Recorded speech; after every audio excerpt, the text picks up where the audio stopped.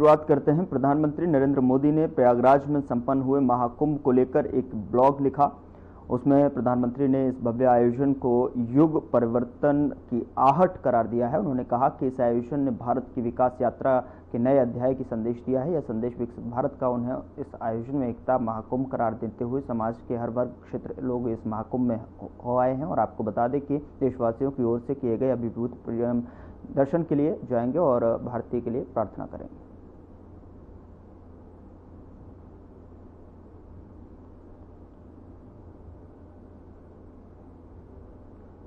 PM Modi ने महाकुंभ समापन पर एक ब्लॉग लिखा। युग परिवर्तन की आहट करार दिया है प्रधानमंत्री नरेंद्र मोदी ने। प्रधानमंत्री नरेंद्र मोदी ने महाकुंभ पर एक ब्लॉग लिखा है और जिसमें कि उन्होंने एक युग परिवर्तन के ऊपर जो है आहट करार दिया है। इस ब्लॉग के प्रयागराज में महाकुंभ का औपचारिक समापन हो गया है। गुरुवार को महाकुंभ पहुंचे सीएम योगी ने गंगा की विधि विधान से पूजा अर्चना की और इससे पहले अरेल घाट पर आयोजित कार्यक्रम में सीएम योगी आदित्यनाथ शामिल हुए। आपको बता दें कि सीएम योगी आदित्यनाथ के साथ दोनों डिप्टी सीएम ब्रजेश पाठक और केशव प्रसाद मौर्य और रेल मंत्री अश्विनी वैष्णव संगम पहुंचे।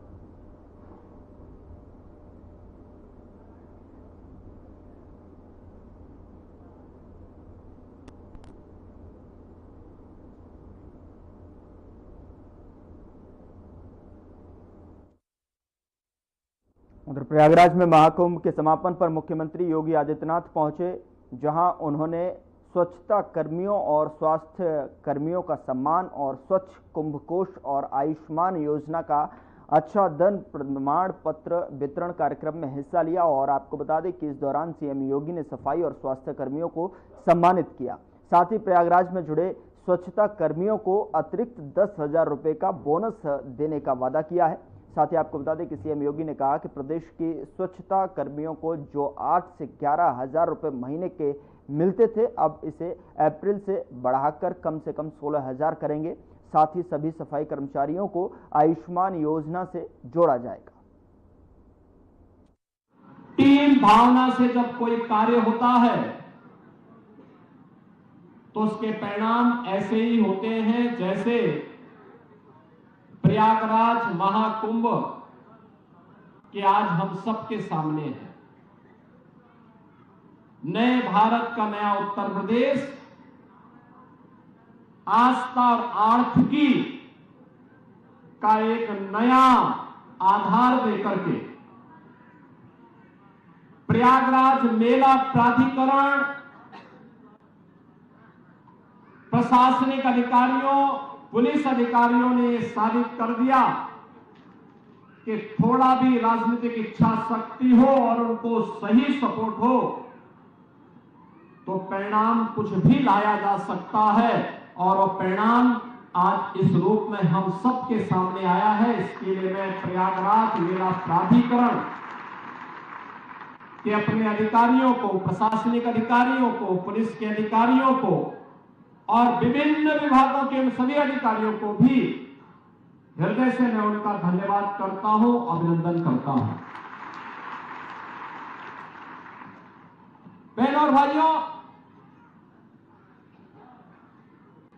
शुरुआत में ही प्रधानमंत्री जी 13 दिसंबर को प्रयागराज महाकुंभ के इसका शुभारंभ करने के लिए यहां की परियोजनाओं का उद्घाटन करने के लिए आए थे।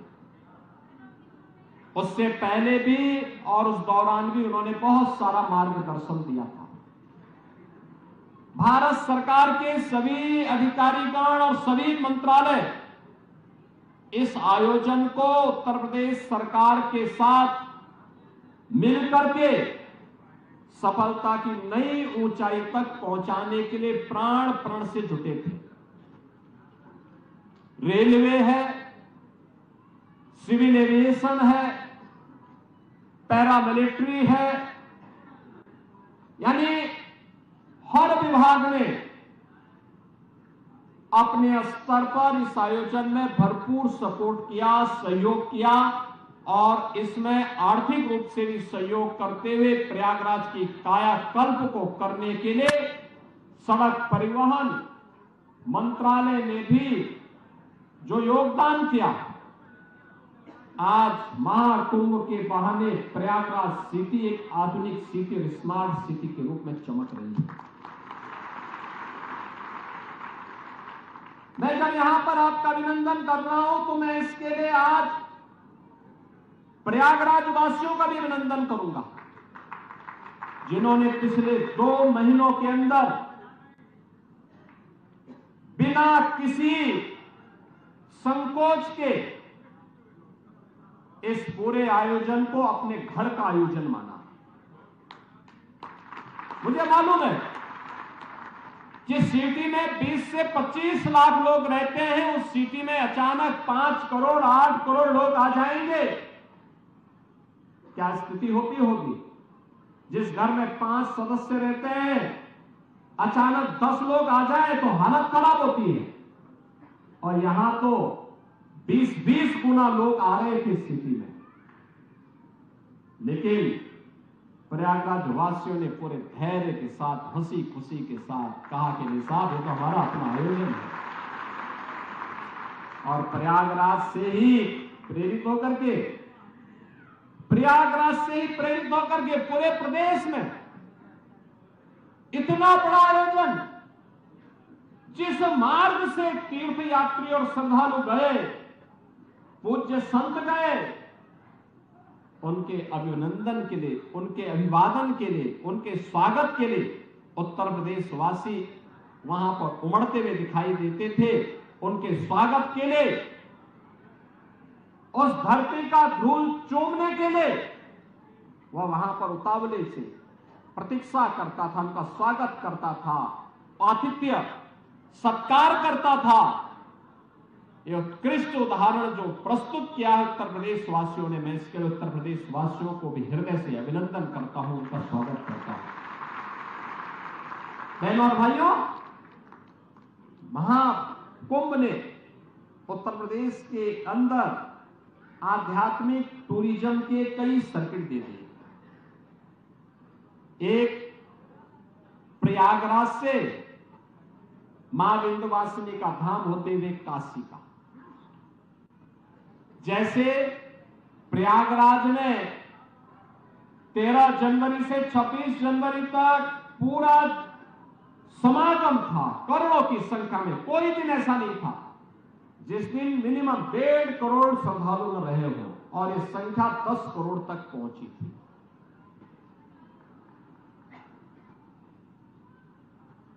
ऐसे ही मां विंध्यवासिनी धाम में इस दौरान प्रतिदिन 5 से लेकर के 7 लाख श्रद्धालु, और काशी बाबा विश्वनाथ के धाम में 10 से लेकर के 15 लाख श्रद्धालु प्रतिदिन जाता था। एक सर्किट यह बना। एक सर्किट बना अयोध्या धाम और गोरखपुर का। अयोध्या धाम में प्रतिदिन इस दौरान 7 लाख से लेकर के 12 लाख श्रद्धालु प्रतिदिन अयोध्या धाम गया। और गोरखपुर में 1 जनवरी से लेकर के कल तक प्रतिदिन 2 लाख 2.5 लाख 2 लाख 2.5 लाख श्रद्धालु इस दौरान वहां जाता था। तीसरा सर्किट बना प्रयागराज से श्रृंगवेरपुर होते हुए लखनऊ और नैमिषारण्य का। लाखों की संख्या में श्रद्धालुओं का जमावड़ा वहां रहा। चौथा सर्किट बना प्रयागराज से लालापुर, राजापुर और चित्रकूट का। और 5वां सर्किट बना प्रयागराज से बुंदेलखंड एक्सप्रेसवे पकड़ करके श्रद्धालु जन मथुरा, वृंदावन और सुख तीर्थ की यात्रा के लिए भी गए हैं, बड़ी संख्या में, लाखों की संख्या में। और मैंने जो कहा ना, आस्था का यह इतना विशाल समागम दुनिया के अंदर कभी नहीं हुआ, कहीं नहीं हुआ। 66 करोड़ 30 लाख श्रद्धालु किसी आयोजन का हिस्सा बने। कोई अपहरण की घटना नहीं, कोई लूट की घटना नहीं, कोई छेड़छाड़ की घटना नहीं, कोई दुष्कर्म की घटना नहीं, कोई भी ऐसी घटना नहीं जिस घटना के बारे में कोई ये कह सके। विरोधी को भी ढूंढे ढूंढे दूरबीन लगा करके भी और माइक्रोस्कोप लगा करके भी वे इस प्रकार की घटनाओं को उजागर नहीं कर पा रहे। दुष्प्रचार का कोई मौका विरोधियों ने चूका नहीं। जिनको ये आस्था का महासमागम अच्छा नहीं लग रहा था, उन्होंने कोई मौका नहीं छोड़ा। मौनी अमावस्या के दिन 8 करोड़ श्रद्धालु यहां पर था। हमारी प्राथमिकता थी कि इन श्रद्धालु जनों को सुरक्षित स्नान करा करके उनके गंतव्य की ओर प्रस्थान करवाया जाए। क्या संगम पे, क्या ऐरावत घाट पर, क्या गंगा जी के किसी भी घाट पर, क्या रेलवे स्टेशन पर, क्या बस स्टेशन पर, क्या अगल बगल के जनपदों में इतना बड़ा समागम प्रयागराज आने की लिए तत्पर दिखाई दे रहा था। लेकिन विरोधी और विपक्षी लगातार दुष्प्रचार कर रहे थे, बदनाम कर रहे थे, अपमानित करने की भाषा का उपयोग कर रहे थे। कोई काहिरा की घटना का दृश्य दिखा करके प्रयागराज को बदनाम करता था। प्रयागराज में मौनी अमावस्या के दिन 28 और 29 की रात्रि को दुखद घटना घटी थी। उन सभी परिवारजनों के प्रति हमारी संवेदना है, लेकिन बहनों और भाइयों, उसकी आड़ में काहिरा की घटना को, काठमांडू की घटना को, किसी अन्य जगह की घटना को प्रयागराज से जोड़ करके बदनाम करने की साजिशें हो रही थी। मुझे लगता है कि जनता जनार्दन ने एक सिरे से उन्हें खारिज करके प्रयागराज महाकुंभ में आकर के साबित किया कि नहीं, तुम्हारे दुष्प्रचार में अब नहीं आएंगे। सनातन का ध्वजा अब कभी झुकने वाली नहीं है। और जो भी प्रयागराज आया उसने 2 बातों की चर्चा जरूर की, जिसका उल्लेख आदरणीय प्रधानमंत्री जी ने अभी हाल ही में मध्य प्रदेश में अपने उद्बोधन में कहा। उन्होंने कहा था जो भी प्रयागराज आया उसने स्वच्छता की और स्वच्छता कर्मियों की सराहना की, और जो भी प्रयागराज आया वह प्रयागराज में पुलिस के व्यवहार की तारीफ की है, उसकी सराहना की है। ऐसे लगता था जैसे सबका अपना आयोजन हो, जैसे घर का किसी आयोजन में होता है ना, पूरा परिवार मिलकर के उस आयोजन को सफलता की ऊंचाई तक पहुंचाता है। ऐसे ही उत्तर प्रदेश सरकार के सभी विभागों में, क्या स्वच्छता कर्मी हो, क्या स्वास्थ्य कर्मी हो, क्या सिंचाई विभाग के कर्मी हो, क्या जलापूर्ति के कर्मी हो, क्या सुरक्षा कर्मी हो, क्या परिवहन विभाग के कर्मी हो, इन सभी ने इसे अपना घर का आयोजन बना करके इसको भव्यता देने का काम किया, सफलता की नई ऊंचाई तक पहुंचाने का काम किया। तब इतनी बड़ी संख्या में श्रद्धालु इस आयोजन का हिस्सा बन पाया, और इसीलिए प्रयागराज वासियों ने भी इसको अपना आयोजन मान करके जगह जगह लंगर लगाए, अभिवादन किया, अपनी स्वयं की परेशानी को भूल करके इस आयोजन का हिस्सा बने, जनप्रतिनिधिगण इस आयोजन का हिस्सा बने, और आज तक आर्थिकी का एक नया संदेश महाकुंभ प्रयागराज में दे दिया कि नहीं, आस्था है जिसके बारे में भगवान वेदव्यास ने 5000 साल पहले कहा था। उन्होंने कहा था उस समय भगवान वेदव्यास 5000 साल पहले एक ऐसे महर्षि हुए थे, त्रिकालदर्शी ऋषि हुए थे, जिन्होंने भारत के वैदिक ज्ञान की परंपरा को लिपिबद्ध करके आने वाली पीढ़ी को दिया था, एक संहिताबद्ध करने का काम किया था। भारत के अंदर वेदों को संहिताबद्ध करने का कार्य रहा हो, पुराणों और पुराणों को लिखने की शैली वर्तमान पीढ़ी को देने के लिए इसकी शुरुआत भगवान वेदव्यास ने की। तो उन्होंने एक बात कही थी, 5000 साल पहले उन्होंने कही थी कि मैं बाहें उठा करके चिल्ला चिल्ला के कह रहा हूं कि धर्म के मार्ग पर चलो, धर्म से ही अर्थ और कामनाओं की पूर्ति हो सकती है। और प्रयागराज महाकुंभ ने भगवान वेदव्यास की इस वाणी को सत्य साबित किया है। लाखों रोजगार मिले हैं। उत्तर प्रदेश की अर्थव्यवस्था में एक नया आयाम छूने के लिए उतावला दिखाई दे रहा है। कौन नहीं आया, किसने नहीं किया? शिवालिक पार्क नगर निगम ने बनाया, जितना इन्वेस्ट किया था उससे कई गुना उसने मुनाफा कमा लिया। ऐसे ही अन्य तमाम स्थानों पर ये चीजें हमें देखने को मिली। और मुझे तो सबसे अच्छा यह लगा कि जब खन्ना जी 80 साल की उम्र में अपने को कहने लगे कि अब मैं तो 60 साल का हो गया, यानी अपनी उम्र को उन्होंने 20 वर्ष कम करके दिखाया है कि अगले कुंभ में भी वह आपके साथ यहां पे कुंभ में हिस्सेदारी बनने के लिए पूरी तत्परता के साथ काम करना चाहते हैं। बहनों और भाइयों, आज जब यहां पर इस कार्यक्रम का हिस्सा बन रहे हैं, मैं आप सबसे कुछ बातें कहना चाहूंगा। और वह यह कि आयोजन, घर का आयोजन हमारा संपन्न हुआ, ये बड़ा आयोजन संपन्न हुआ। अब इस स्वच्छता को नए सिरे से प्रस्तुत करना, 66.5 करोड़ श्रद्धालु जहां आए हो, अभी भी आ रहे हैं, आज भी काफी बड़ी संख्या में लोग हैं। स्वच्छता का विशेष अभियान चलाना। और मैं कहूंगा आज हमने शुरुआत की है और मैं चाहूंगा सभी माननीय जनप्रतिनिधिगण, प्रशासनिक अधिकारीगण, मेला प्राधिकरण, पुलिस अधिकारीगण, सभी लोग इस अभियान के साथ जुटे। एक एक चीज को साफ करना। मां गंगा के प्रति हमारी कृतज्ञता ज्ञापित होनी चाहिए। अविरल निर्मल गंगा बनाने के लिए सिंचाई विभाग ने जो कार्य किए, उस कार्यक्रम को अब नए सिरे से आगे बढ़ाने की आवश्यकता है। हमारी भी कोई जिम्मेदारी है।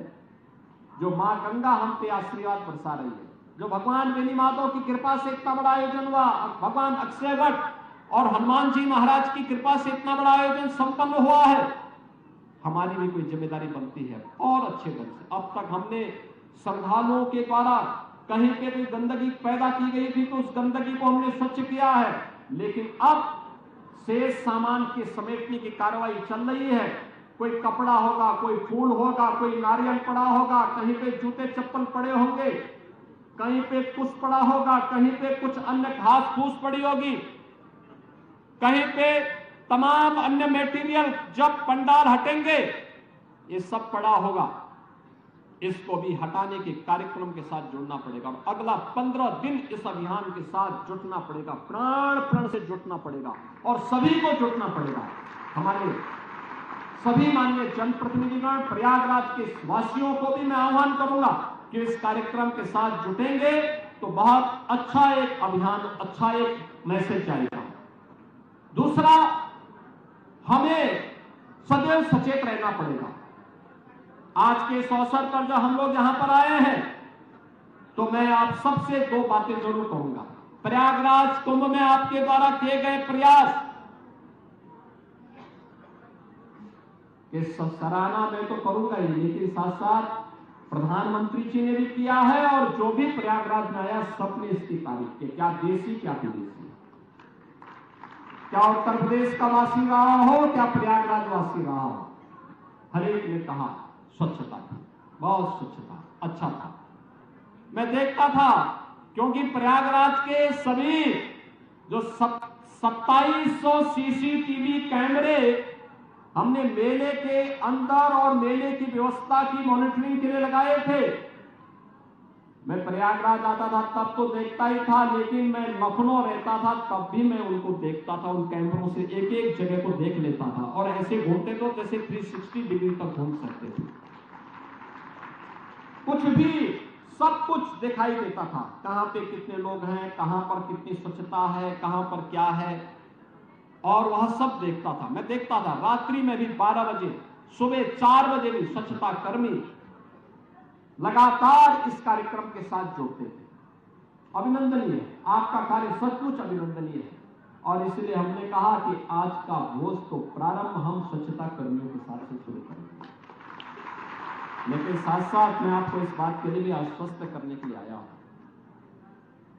एक सरकार ने तय किया है, प्रयागराज महाकुंभ के साथ जुड़े हुए जो भी स्वच्छता कर्मी थे, स्वास्थ्य कर्मी थे, इन सबको हम लोग एक अतिरिक्त बोनस देंगे 10,000 रुपए का।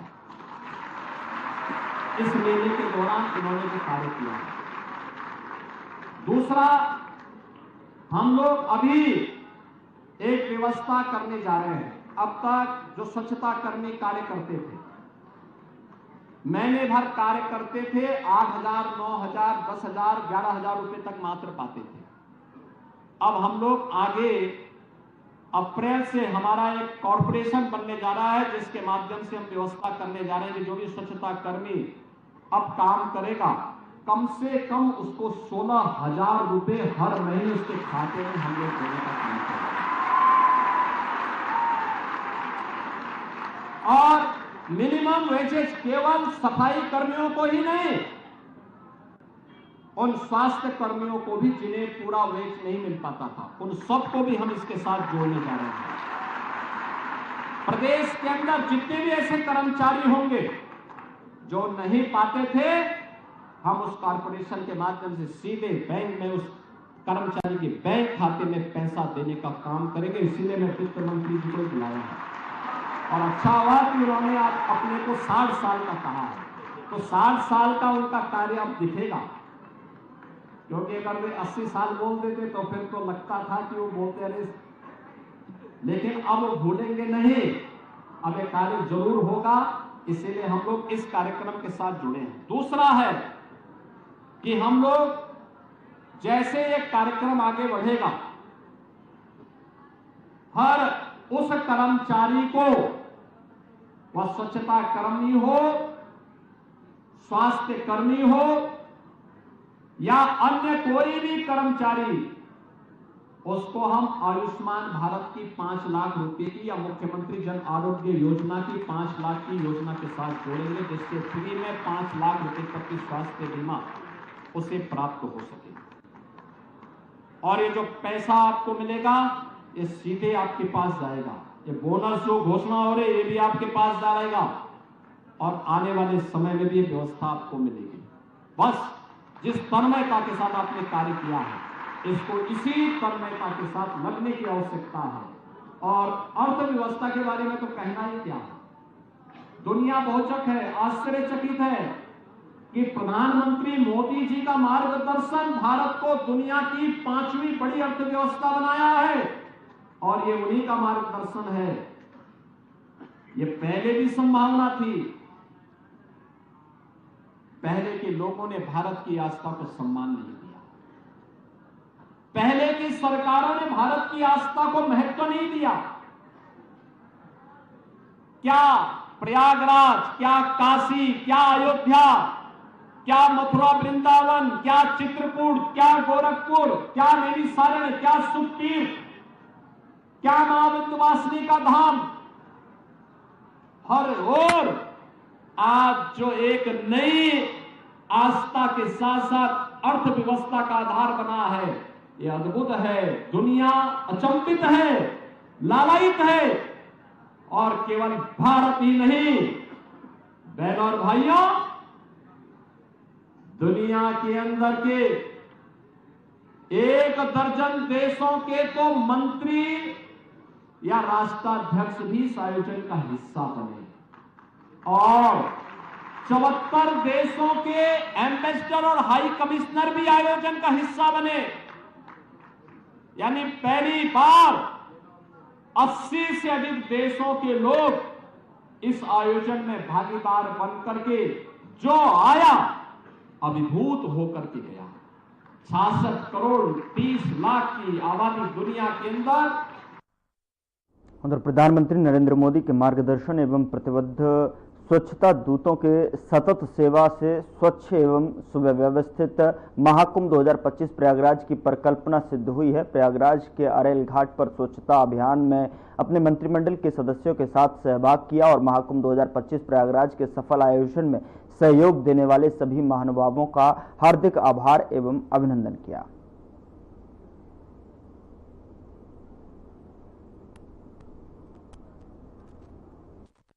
उधर एकता का महायज्ञ महाकुंभ संपन्न हुआ। एकता के इस महाकुंभ में भारी संख्या में लोगों ने आस्था की डुबकी लगाई। मैं प्रसाद बन गया, जीवन का संवाद बन गया। अमृत में प्रसाद बन गया, जीवन का संवाद बन गया। मुक्ति मोक्ष साक्षात बन गया, एक डुबकी में स्वाद बन गया। महाकुंभ एक याद बन गया, महाकुंभ एक याद बन गया, महाकुंभ एक याद बन गया।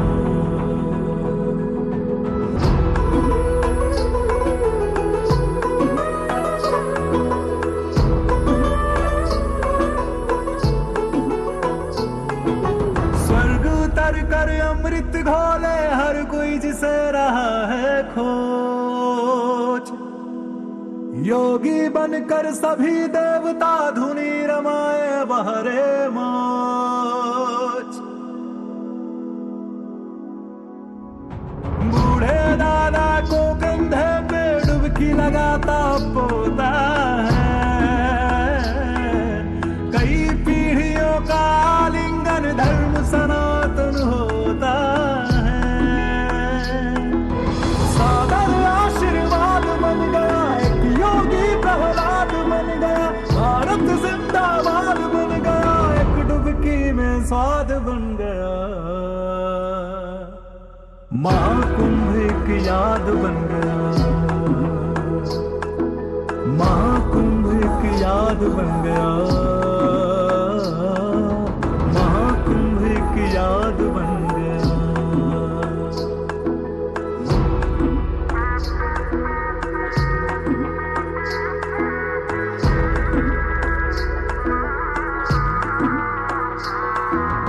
ऊंच नीच का भेद मिट गया, प्रेम पुण्य आधार बना।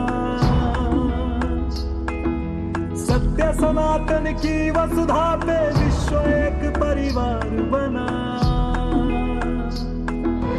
हर रिश्ते का बाध बन गया, हद अनहद का दाद बन गया। यूपी का सौभाग्य बन गया, एक डुबकी में स्वाद बन गया। महाकुंभ एक याद बन गया, महाकुंभ एक याद बन गया।